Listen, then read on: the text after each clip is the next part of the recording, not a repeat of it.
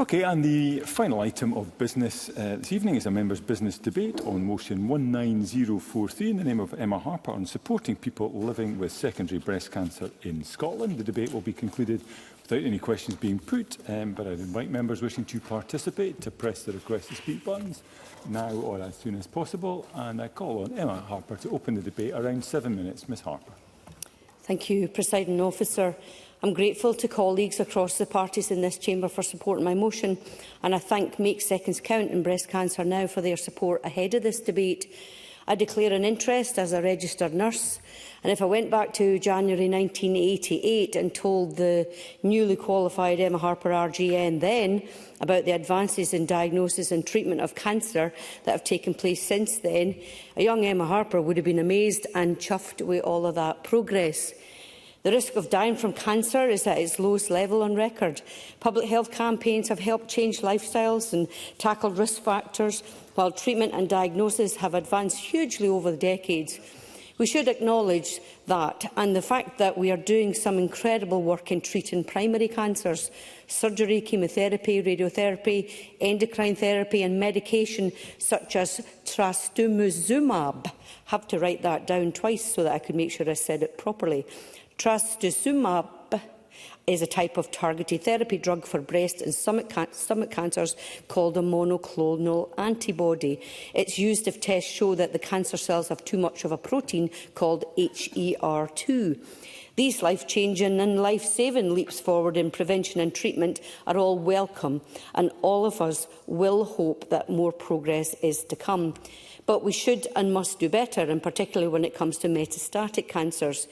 We can go back through years of the mortality statistics for primary cancer because Public Health Scotland and its predecessor bodies have been collecting that data for decades. Unfortunately, that isn't the case yet for secondary and metastatic cancers, including secondary breast cancer. As best estimates, around 4,000 people across the country are affected by metastatic breast cancer, and the numbers alone can't convey the human impact of living with a condition which you know cannot be cured.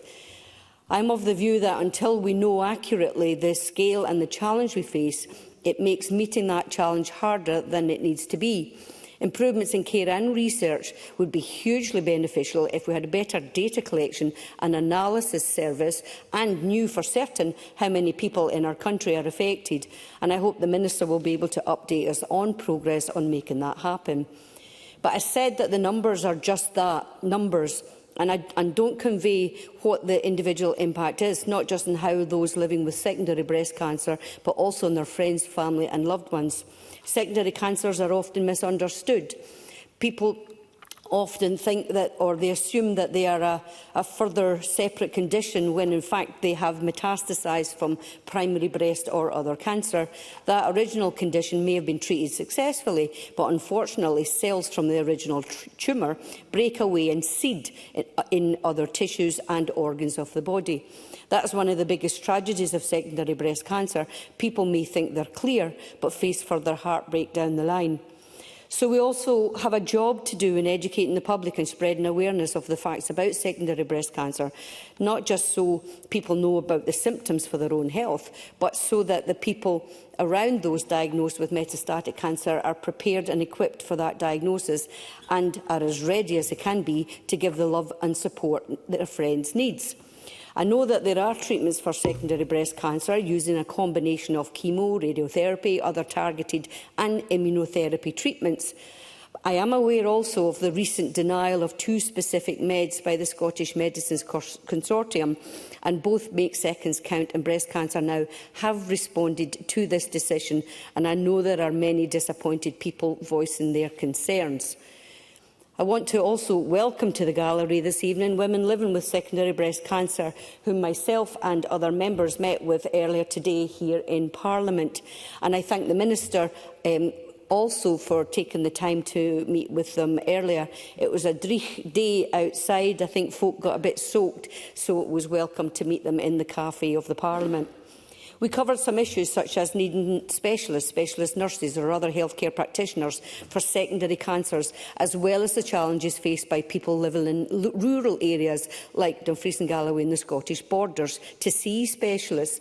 And I acknowledge that digital tech can be part of the engagement and the care for people with secondary breast cancers. I am, however, looking forward to progress being made to establish a Maggie Centre in Dumfries, which was announced in August this year. Presiding Officer, the Chamber knows what it is like to lose a colleague and a friend to secondary breast cancer. And ahead of this debate, I've reflected much on the mentoring advice and the friendship that I had from Christina McKelvey MSP. Christina was an amazing person, she was an amazing MSP and a fabulous minister. And it was Christina, through Keith Brown, that asked me to take forward this motion and this debate today. So finally, Presiding Officer, it's going to be a short debate actually because I'm aware of the time. Let us all leave here today resolving to do better, all of us. Look at data, look at care, look at treatment for people in rural areas. We need to improve the lives of those living with secondary breast cancer and secondary cancer and metastatic disease. We need to improve their chances that life lasts much longer and as long as possible. And I look forward, Presiding Officer, to colleagues' contributions and the Minister's response. Thank you very much.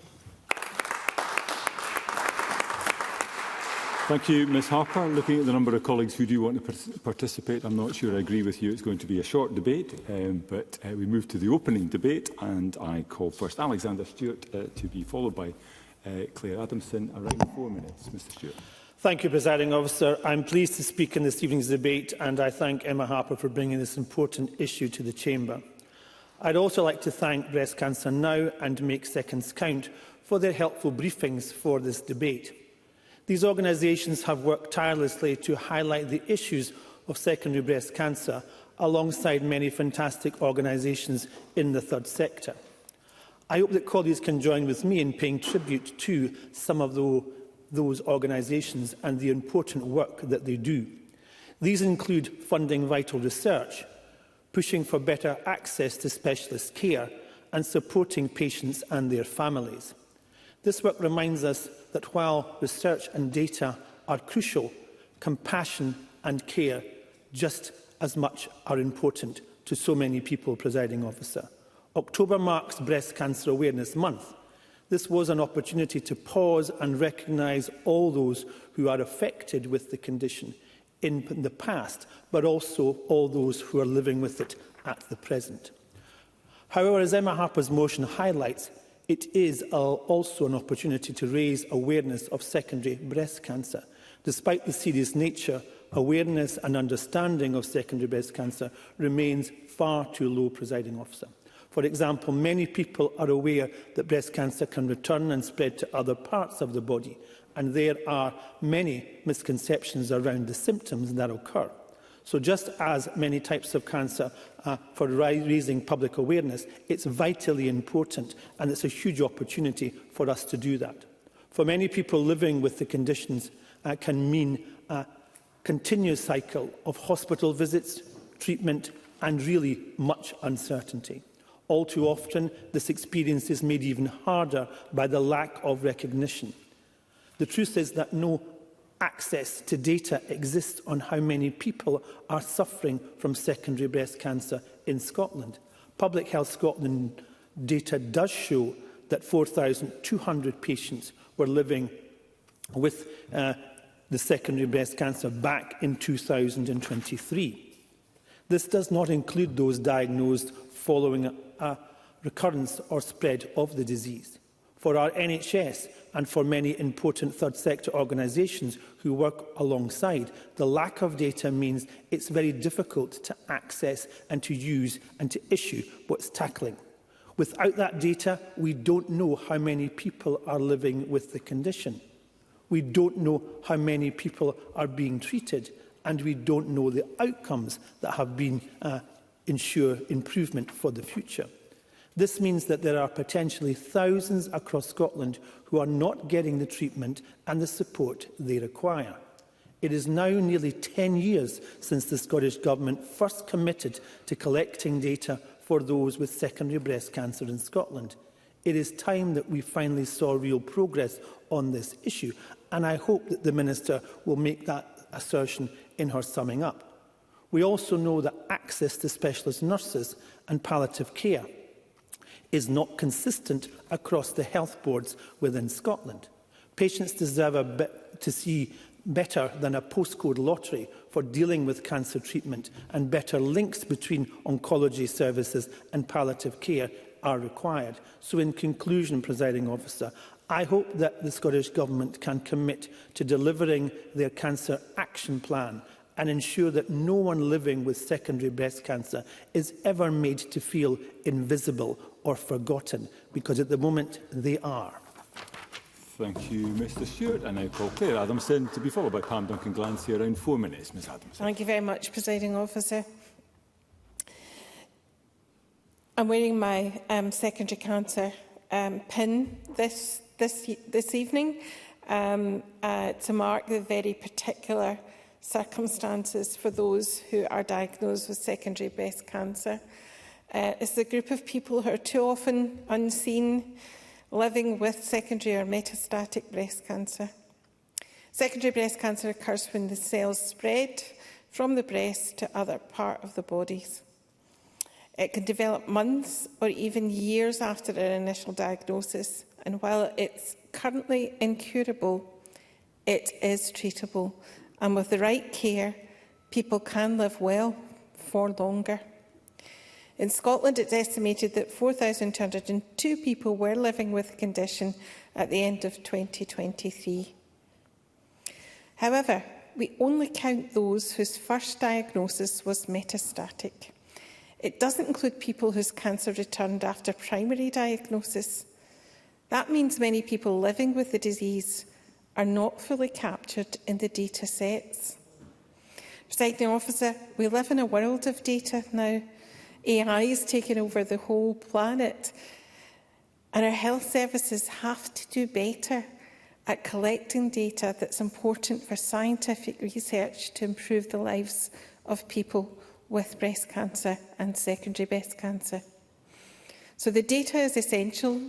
It helps ensure that people have access to treatment, support and specialist care they need, and without it, we cannot fully understand the impact of secondary breast cancer, why, how it happens.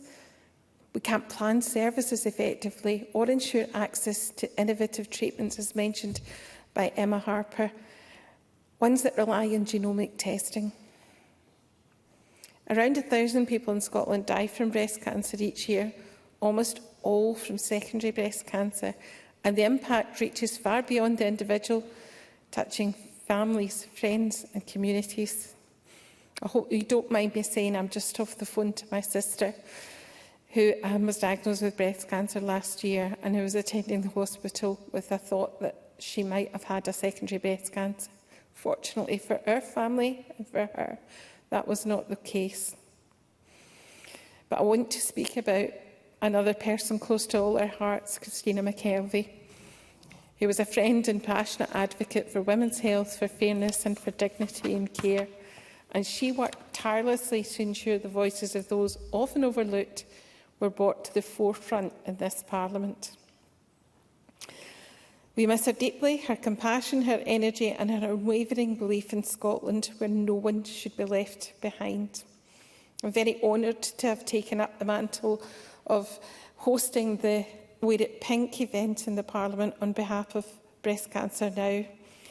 And it was at that event this year that I was able to talk to several women who were living with secondary breast cancer. And I heard their plea that we needed more done to understand and to help support those living with this condition in Scotland. With better data, access to the right treatments is critical. Genomic testing can determine eligibility for new targeted therapies, helping to slow disease progression and improve quality of life. Expanding access to these tests across Scotland will ensure patients can benefit from treatments best suited to them. People living with secondary breast cancer and their families deserve to be seen, to be counted and to be supported. Accurate data, timely access to treatments and specialist care are all essential in achieving this. We have to work together to improve this situation, particularly in the area of the health boards and data collection. And I also want to pay tribute to everyone in the gallery today whose voices have been heard today.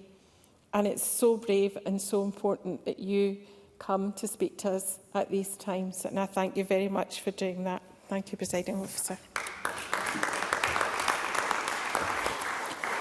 Well done. I call Pam Duncan-Glancy to be followed by Emma Roddick. Around 4 minutes, Ms Duncan-Glancy. Thank you, Deputy Presiding Officer. And I would like to thank Emma Harper for bringing this important debate to the Chamber. I'd also like to take a moment to thank Christina McKelvey and to note the incredible work that she too did for breast cancer awareness. I'd like to thank the women, of course, from Breast Cancer Now and Make Seconds Count campaign who took time to speak with us today, many of whom are here in the gallery. Presiding Officer, in my own region of Glasgow, the Greater Glasgow and Clyde Health Board has one of the highest rates of cancer incidence in Scotland, and so this is a matter that is deeply personal to my constituents. Secondary breast cancer is one of the leading causes of death among women under 50 in the UK. It affects around 4,000 people in Scotland, but gaps in data collection mean we don't yet have the full picture. Without this data, people with incurable secondary breast cancer are not properly planned for and are not guaranteed to be able to get the treatment they require. And that's the message I heard when I spoke to women in the Parliament Cafe this afternoon. And so I agree wholeheartedly with the women who spoke to us today that improved national data collection is crucial so that we can detect and support people living with it. And I'd ask the Minister to reflect on the importance of that and the likelihood of fulfilling the government commitment on data collection and indeed the importance of fulfilling that commitment by March 2026. Presiding Officer, organisations like Make Seconds Count, Breast Cancer Now, Maggie's, Marie Curie and indeed the Beatson Cancer Care Centre in Glasgow work tirelessly to support women and some men living with breast cancer. And I want to put on record my thanks to them now. They support patients and families like my constituents who have recently come through their breast cancer journey, a mum and daughter in the same family. Cancer rocks families to the core, as it did this family. And it was no different for these two brave women. And its weight carries a strain on families and their resilience and recovery. That strain was eased hugely by family and friends, of course, but crucially as a result of the work of such organisations. Much of that strain was health-related, as expected, but it was also financial. Attending appointments, taking time off work, spending money on travel to and from healthcare and support centres, and lower take-home pay due to time off work all affected my constituents' finances and still do. And that's why I believe that in addition to ensuring social security supports people, employers must also be supported to ensure their processes, policies and sick pay schemes are appropriate for someone with a terminal diagnosis. Tight finances when you live with cancer don't just affect day-to-day life. Sadly, they all too often affect treatment choices too. Women I spoke to today told me that there are drugs available on the NHS for free in England that they cannot access here in Scotland. These drugs target cells and can improve outcomes for women. Yet the Scottish Medical Council have rejected them for use on the NHS here, leaving only women with money and who can afford to access them. These drugs are used elsewhere, and women are rightly wondering why not here. And so I'd ask the Minister perhaps if she could set out why that is the case and what she might do to try and ensure women in Scotland access the same life-changing therapy women elsewhere can. I'm happy to take an intervention. Keith Brown. Duncan Glancy says, but we should also acknowledge there are very significant medications in Scotland which are not available elsewhere. It's a mixed picture across the UK, and, for example, Enhertu being available in Scotland but not elsewhere. So I suppose it's a challenge for every authority to find out what they can afford and what they can't afford. Pam Duncan-Glancy, give you the time back. I thank the member for that intervention, and it's all too real for people to hear that this particular issue comes down to money. But I will acknowledge that there are some drugs available here in Scotland that aren't available elsewhere. But nonetheless, this is still the case that women in Scotland really would like to be able to access some of these life-changing drugs, as women elsewhere might want to access some of the drugs that are available here. Presiding Officer, the mum and daughter I mentioned are not alone in experiencing financial hardship due to cancer, and we heard much of that in last week's debate held by Paul Sweeney about the research that found that people are dying in the margins and dying in poverty. Presiding Officer, if I may, there is one other health inequality and risk factor associated with breast cancer that I'd like to turn to very briefly: the experience of disabled women, and in particular wheelchair users. I'd like to put on record at this point my huge thanks to the staff at Gartnavel Breast Clinic in Glasgow for the way in which they helped me in my chair navigate a mammogram machine, which I have to say was no easy task, and those staff were and are exemplary. But they're working to provide such a good service in a system that I think maybe could have some improvements for disabled women. The current advice for wheelchair users says that a mammogram is only suitable if women can attend in manual wheelchairs with removable sides, hold themselves upright, lean forward to allow their breasts to be positioned in the X-ray machine, hold their arms clear of the chest in the X-ray machine and hold the position. It goes on to say that a mammography is not suitable without all of the above, and advises them instead to remain breast aware, speak to the GP, and if a woman has symptoms, to be referred for assessment. This is all absolutely crucial, but I wonder, given the logistics are tricky, I wonder if it may be an opportunity now for us to reflect on that guidance and see if we can improve and perhaps have something more proactive to support women experiencing breast cancer in those particular circumstances. Presiding Officer, I'd like to end my remarks now on the contribution of research to improving and indeed saving lives. World-class research in precision medicine is taking place right now in Scotland, in Glasgow, and I'm incredibly proud of it, providing hope to millions of people around the world that one day breast cancer, including secondary breast cancer, will indeed be curable. It is worrying, painful and hard, but it is incumbent on all of us to ensure our constituents living with it are empowered, have access to world-class care and can live with the hope that it will one day be curable. Thank you, Presiding Officer. Thank you, Ms Duncan-Glancy. I now call Emma Roddick to be followed by Brian Whittle. Around 4 minutes. Ms Roddick. Thank you, Presiding Officer. I'm grateful to Emma Harper and, of course, Christina McKelvey for bringing this debate to Chamber and giving us the opportunity to discuss a very important issue that touches every constituency, every community and perhaps every person in Scotland, certainly every person in this Chamber. It feels really weird to speak for Christina because she never needed anyone to do that, but thankfully this is an issue that she was consistent and clear on, so I've no need to make any assumptions when I say this. She was determined to help those around her, consistently encouraging women to check themselves regularly and, crucially, attend all their screening appointments. A constituent of mine recently had a clash between an event and a breast screening, and she said to me, "I know which one Christina would have told me to go to." And what really sticks in my mind from our conversations, over and above those repeated calls to action, was her fear of getting that diagnosis. From thoughtful poetry to quick passing comment in the middle of dinner, it was always on her mind. And that is the kind of fear that I know many people are living with today and need support with. The motion rightly commends the work of charities like Make Seconds Count and Breast Cancer Now. I've engaged with Breast Cancer Now on a number of occasions, not only when they're here offering us pink feather boas, hats and sunglasses at their photo booth, but specifically on looking at what policy changes should be prioritised if we are to improve diagnosis, treatment, support and awareness of secondary breast cancer. Their campaign to improve the collection of data on how many people are living with secondary breast cancer is absolutely necessary if we're to look at what more is needed in terms of resources, advice and support for those patients. I've been very grateful for their interest in looking at local situations, taking that approach of deep diving into what is happening in all health boards, including the 5 in my own region, not just the national picture. These organisations provide a critical safety net of emotional, practical and social support that is vital for people living with an incurable diagnosis like metastatic breast cancer. I also want to make mention of Maggie's Highland.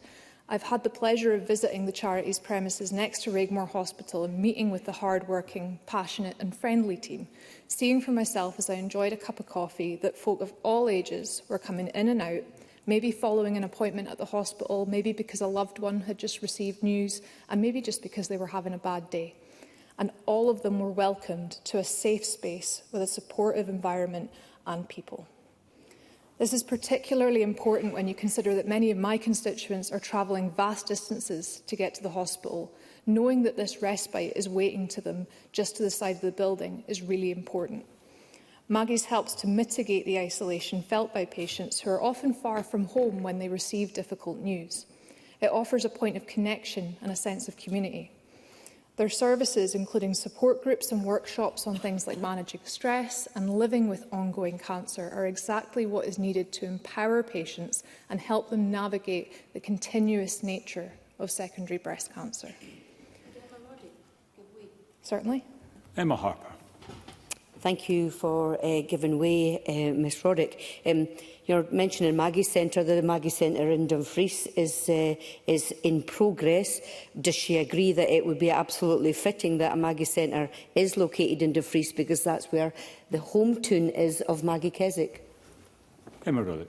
I wasn't aware of that until just now, but certainly it sounds fitting, and personally I would love to see a Maggie's available to absolutely everyone, because the strength and the support that I have seen people get from this charity is deserved no matter where you live.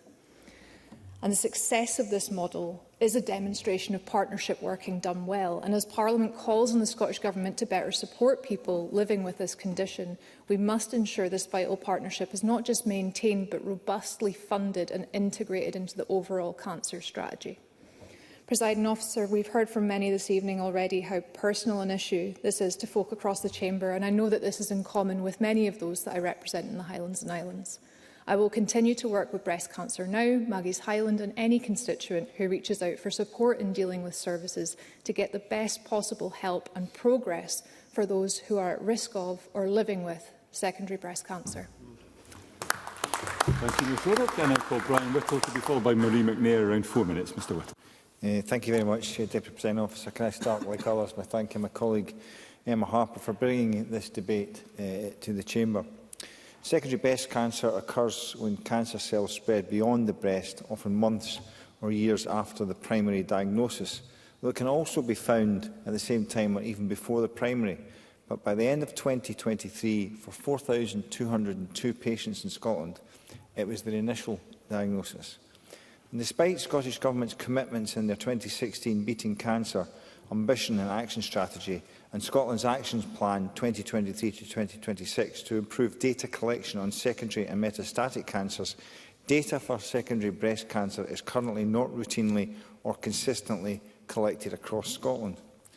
Public Health Scotland's estimates only count people who had secondary breast cancer as their initial diagnosis and doesn't count diagnosis following a recurrence or spread of the disease.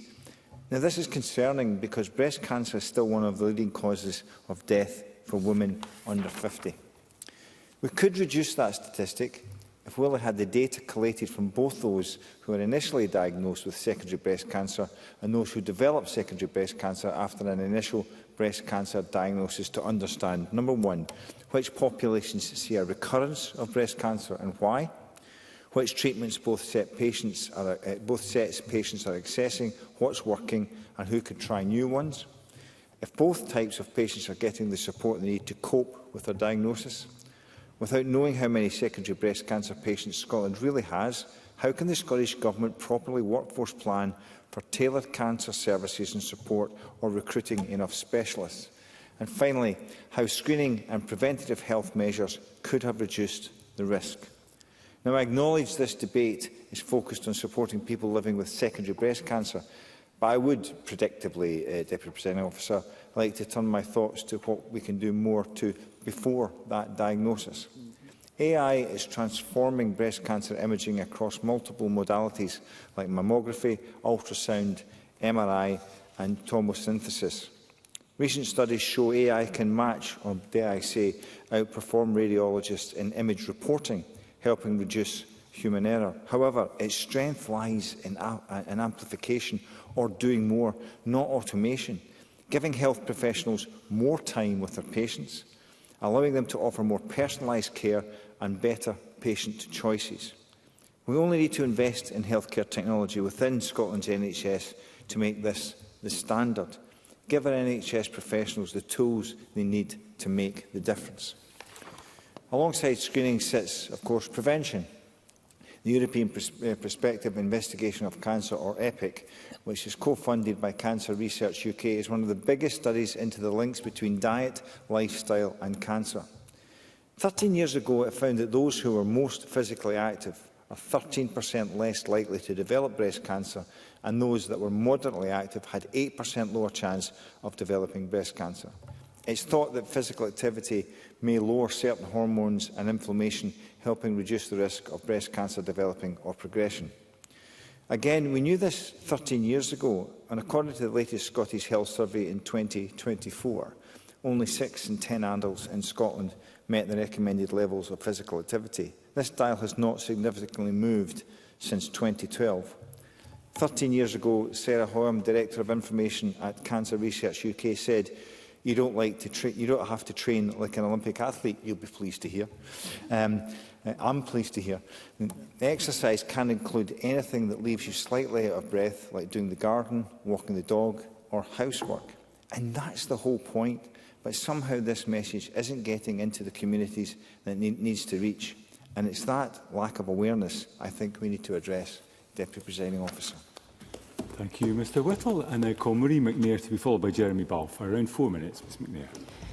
Thank you, Presiding Officer. I'm grateful to my colleague Emma Harper, MSP, for securing this incredibly important debate, and can also thank those who have joined us tonight in the public gallery for your support. It is very much appreciated.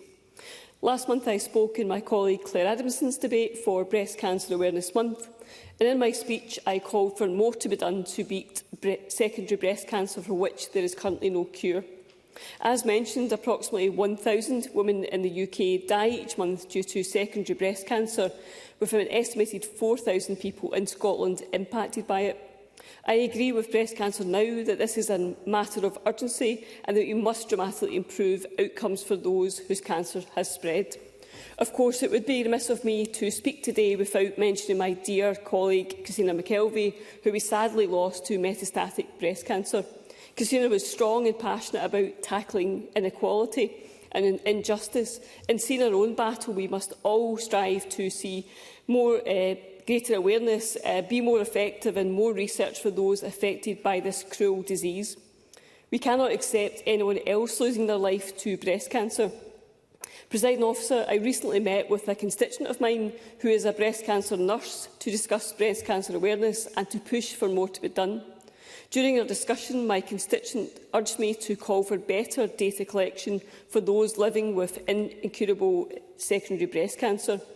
As noted by Breast Cancer Now, without proper data, thousands of people are effectively missing, not counted in statistics, not planned for NHS Scotland, and not guaranteed to be able to get the treatment and care they need.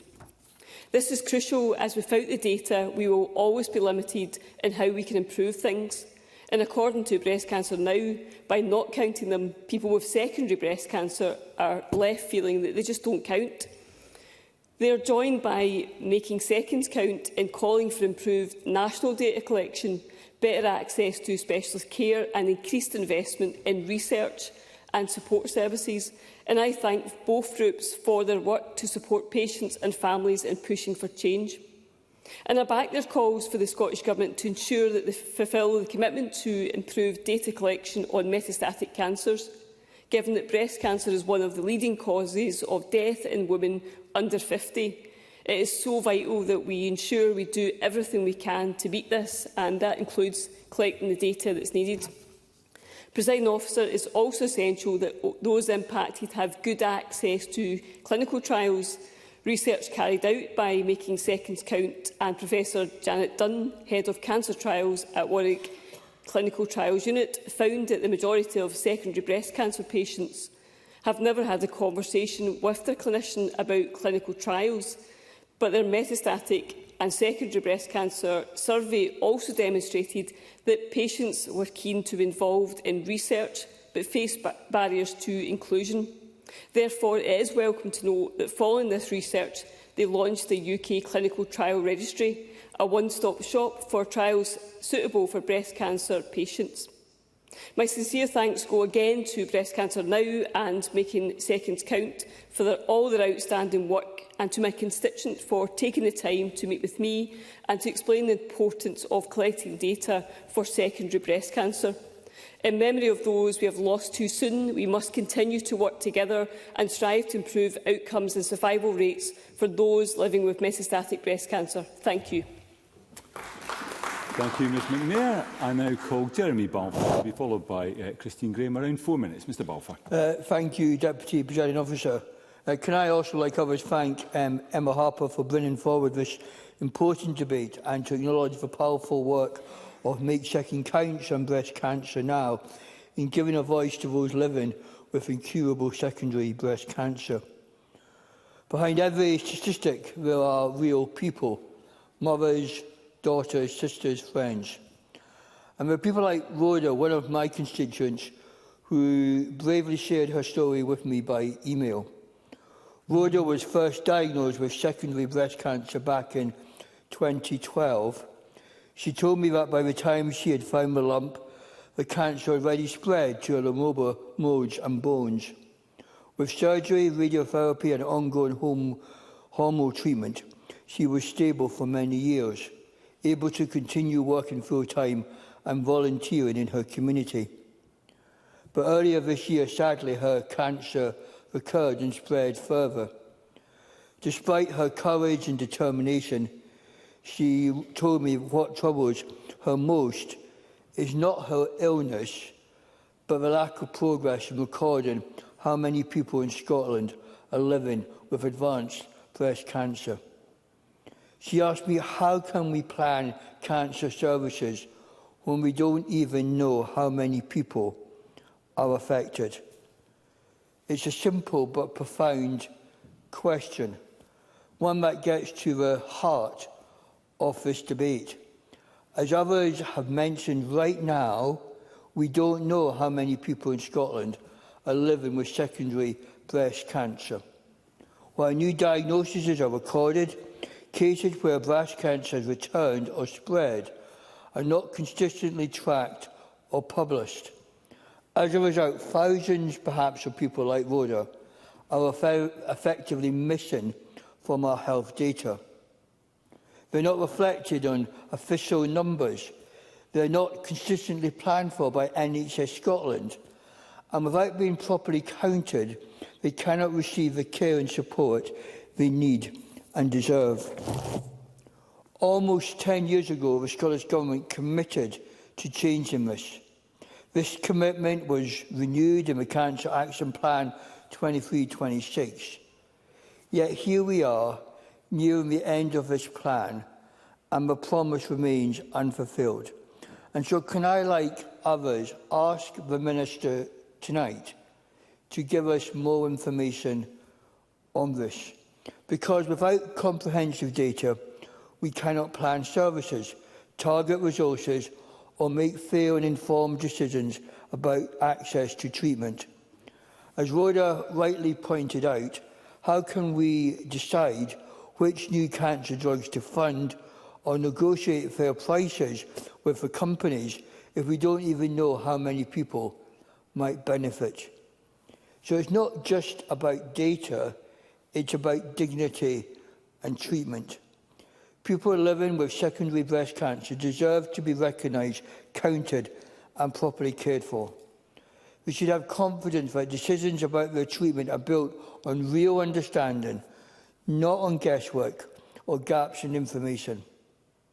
We need to make sure that my constituent and many others across Scotland living bravely with secondary breast cancer are no longer invisible to the system, but should be there for them, and we should know who they are. Thank you, Presiding Officer.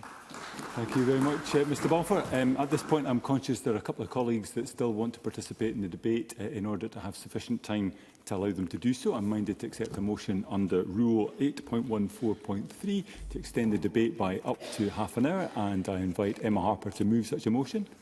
Move, Presiding Officer. Thank you. The question is that the debate be extended by up to 30 minutes. Are we all agreed? That is agreed, and in which case I can call Christine Graham to be followed by Miles Briggs. Around 4 minutes, Ms Graham. Thank you very much, Deputy Presiding Officer. I congratulate the member and colleagues on their contributions to date. But it would not be possible to contribute without speaking, like others, of our late colleague Christina McKelvey, who died earlier this year from metastatic breast cancer. That cancer which spreads to another part of the body when cells break away from the original tumour in the breast and travel to other parts of the body. It can come back months or years after the original diagnosis and treatment, and nearly 30% of women diagnosed with early-stage breast cancer develop metastatic disease. In December 2020, I understand Christina attended a breast screening programme. In February 2021, she announced a short medical leave, and another short period of leave followed in September, after which she told us that she had completed treatment for breast cancer. She was also told then she was in remission, and back came the old, cheery, breezy Christina. Her worry, her fears, her tears, she kept to herself and kept for her nearest and dearest. When the breast cancer charity Moonwalk event was held in Edinburgh in June 2022 for the first time in 3 years, she participated as part of a cross-party team of women and has also sponsored Wear It Pink. But last year, she was diagnosed with metastatic breast cancer, going on leave in August 2024 to focus on her treatment. I remember her coming shortly before that to tell a wee group of us sitting with our coffee that they'd found a large lump on her neck. We feared for her, but of course said nothing because there was nothing to be said. She died aged only 57 earlier this year. She had coped with breast cancer, rang the bell, was back to her smiley, stylish self. Her hair had grown back, only within a few years to find this cruel disease had returned. Christina was unlucky, if I may put it like that, but she tried many treatments. That said, many people do live long, productive lives with stage 4 breast cancer, with a variety of treatment options and new medicines being tested every day. If one treatment stops working, there's almost another one you can try. But support must be key at any time, but perhaps especially when the cancer returns after all the treatment, the side effects, the hair loss, the remission. It is cruel.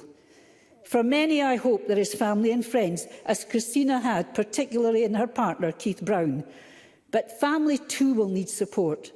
There are professionals and charities like Macmillan and Breast Cancer Now, and community nursing teams, GPs, specialists, and even citizens' advice can help with benefits and other financial or legal issues.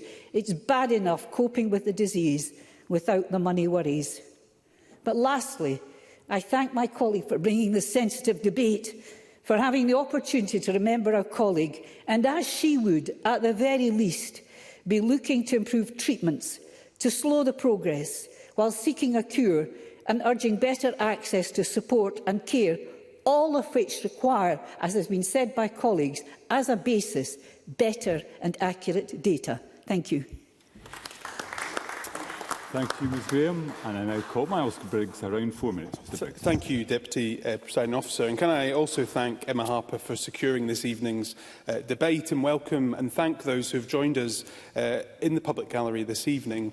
And as I outlined during the last debate led by Emma Harper, there cannot be anyone in the chamber who's not been touched by cancer, who do not have either their own cancer story to tell or that of a loved one or family or friend member. And in this session of Parliament, we have obviously been impacted by the death of our friend and colleague Christina McKelvey, and also the cancer journeys of other colleagues, Edward Mountain and Ruth Maguire, as we were in the last session with our friend and former colleague John Scott. So any workplace, it is also important to acknowledge that as well. I shared my own story in my maiden speech when I talked about losing my mum to breast cancer when I was 7, when she was 44. And I remember the loving story Emma Harper told about her sister Buffy during the last debate as well. And I think it's important that we do take these opportunities to share these stories.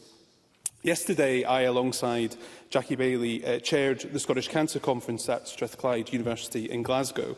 It was yet again a successful conference and got me thinking about the amazing people I've had the honour to meet as an MSP over the last decade serving in Parliament. Two individuals who I want to take this opportunity to pay tribute to are Lisa Fleming and Jen Hardy. Both were at the heart of Make Seconds Count, founded here in Edinburgh, which has gone on to become the UK-wide charity focusing on giving hope to women and men living with secondary metastatic breast cancer. And both have done so much remarkable work to continue to meet the needs of people living with breast cancer. Jen Hardy going on to form and found Cancer Card, a cancer support directory providing personalised support services. And Lisa Fleming, who recently has founded the House of Hope, which is Scotland's first bespoke support and wellbeing centre specifically for those affected by breast cancer, which recently opened here in the capital. Deputy Presiding Officer, there's something remarkable about women in Edinburgh using their personal experience to help drive change and improve the lives of others living with cancer. Jen Hardy and Lisa Fleming, like Maggie Keswick-Jenks before them, have used their diagnosis with cancer to help improve the lives of other people. And Claire Adamson, I think, really eloquently outlined the need for better data to help achieve that as well. Make Seconds Count and Breast Cancer Now are clear that we need to see further progress in this key area, and I agree.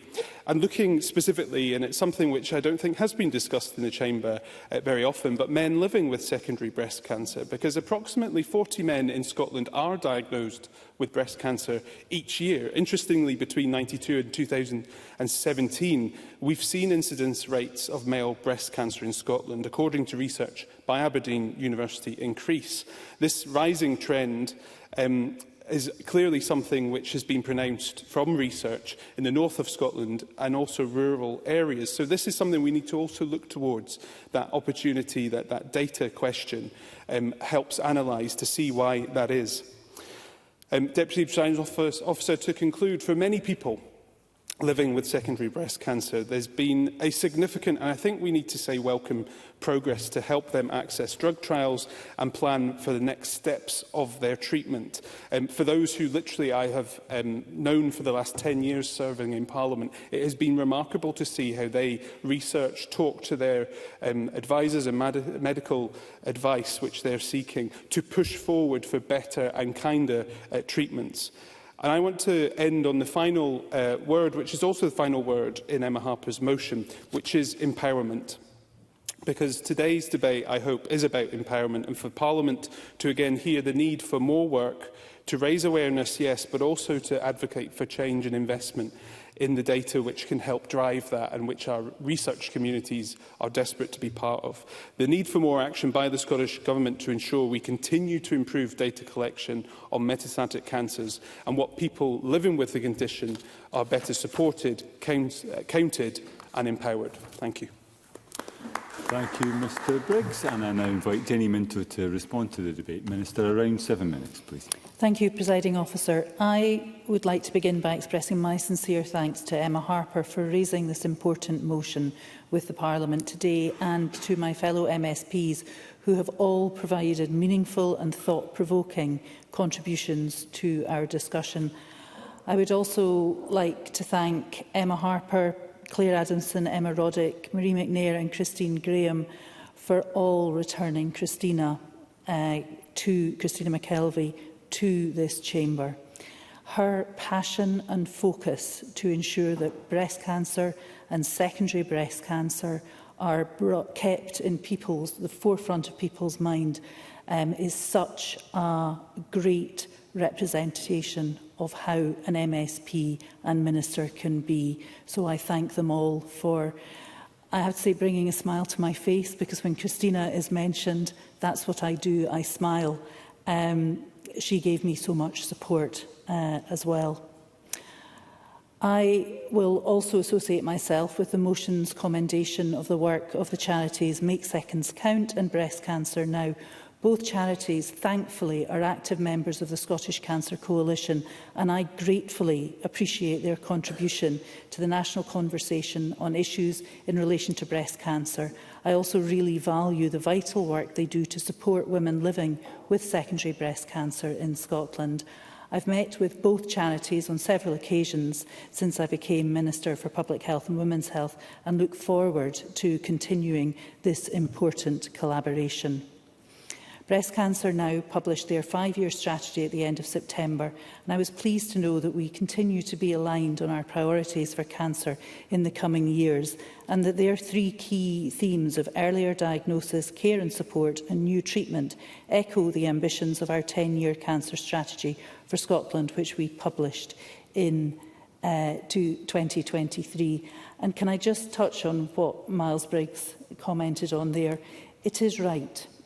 We do have a huge privilege when we meet those living with cancer, and to try, and they explain to us the way that we can try to improve people's lives in Edinburgh, but also widely across Scotland. So it's something that I feel very strongly about.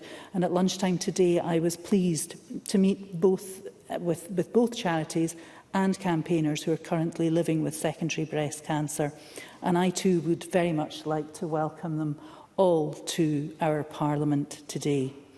I'd like to thank them for their time, and I'd like to acknowledge the variety of experiences that they shared with me. And I would like to assure them that my officials meet with Health Board's cancer management teams monthly to identify challenges, explore solutions and share best practice. And I've specifically asked that they reflect on the conversation that I had with you earlier today. Apologies through the presiding officer. I'm also aware that the Cabinet Secretary for Health and Social Care is due to meet again with Breast Cancer Now and campaigners Jen and Alison in January to further discuss how we can support women living with secondary breast cancer. We know that 1 in 9 women living in Scotland will develop breast cancer at some stage in their life. Breast cancer is the 2nd most common cancer in Scotland and the most common cancer detected in females. Miles Briggs is right to talk about men living with breast cancer and secondary breast cancer. We know that early diagnosis is vital, and we continue to fund our Detect Cancer Earlier campaign, Be the Earlier Bird. Urgent suspicion of cancer referrals are continuing to be prioritised, and we're treating more patients with cancer on time within both standards compared to the same quarter 6 years ago. I think the other area that we have invested in specifically is to drive up the productivity and tackle waiting lists, supported by the Centre of Sustainable Delivery. Together, our actions will further enable NHS Scotland to maximise capacity, build greater resilience and deliver year-on-year reductions in the number of patients who have waited too long for treatment. Moreover, we are committed to ensuring that those diagnosed with secondary breast cancer receive the best possible treatment and support to live well. Our strategy has a range of measures aimed at benefiting all those living with cancer, including the implementation of a single point of contact to support patients throughout their journey and after discharge. This approach ensures people recently diagnosed with cancer have person-centred support and can discuss their specific circumstances. We also are currently working in partnership with Macmillan to improve the service we offer patients with cancer through the Transforming Cancer Care programme. This joint partnership is worth £27 million and is the first of its kind in the UK. The programme ensures that people affected by cancer in Scotland have access to a specialist key support worker who can provide and signpost to emotional, financial and practical support. As Pam Duncan-Glancy mentioned, that financial support is very important, and we are already seeing the positive impact of this work. However, we understand that there are still areas in which we can improve, and I heard this earlier today. That's why we're continuing to invest in initiatives that support earlier and faster diagnosis and drive person-centred holistic care. We will continue to work with Macmillan, other third sector partners and health boards to determine any new actions required to further improve the experience of people diagnosed with cancer. And I noted Pam Duncan-Glancy's comments around support of people living with disabilities, and would be happy to look into the points that she raised with the screening team.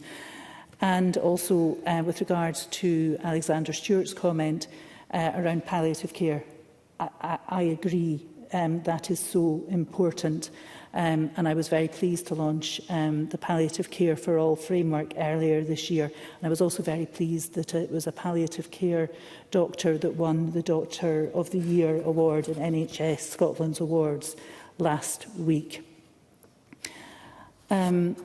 There was a lot of comments on access to medicines, and as I've said earlier today, the campaigners I met shared with me their concerns around the Scottish Medicine Consortium's decision not to recommend the drug elacestrant on the NHS in Scotland. The SMC operates independently from government and must base its decisions on the best possible evidence. I know that the SMC continues to keep access to new and emerging medicines under review. The Scottish Government continues to work with the NHS and SMC to improve access to new medicines. And I'd like to assure both members and those I spoke to earlier that doctors can still request to use elacestrant on a case-by-case basis if they consider that it meets a person's clinical needs. I will also state that the Scottish Government would encourage the pharmaceutical company to make a resubmission to the SMC. And as Claire Adamson recognised the importance of genomics, the Scottish Government are improving the diagnosis and targeted treatment of disease through continued investment in genomics and recognise the importance of genomic testing. If I can just do one final point on data collection, because I too recognise the importance of data, and this is, as I recognise, an important issue for breast cancer now and Make Second Counts, as well as for patients, including those who I had the pleasure of meeting earlier today. I also appreciated the recent open and honest discussion held in Parliament, and I hear clearly the requests from members across the Chamber. In our Cancer Action Plan, we committed to improve data collection for metastatic cancers, starting this process with metastatic breast cancer. My officials are working closely with Public Health Scotland to thoroughly review our options in relation to collection of data on secondary breast cancer in Scotland. This will consider clinical time required to do this and how it can be improved, services and outcomes for patients as a priority. We will agree the best method of data collection by the end of our current Cancer Action Plan in 2026. And I'll finish by thanking Emma Harper and colleagues for their contributions today. Both Breast Cancer Now and Make Second Counts and other organisations who provide vital support and empowerment to people living with secondary breast cancer in Scotland. Thank you very much, Minister. That concludes the debate and I close this meeting of Parliament.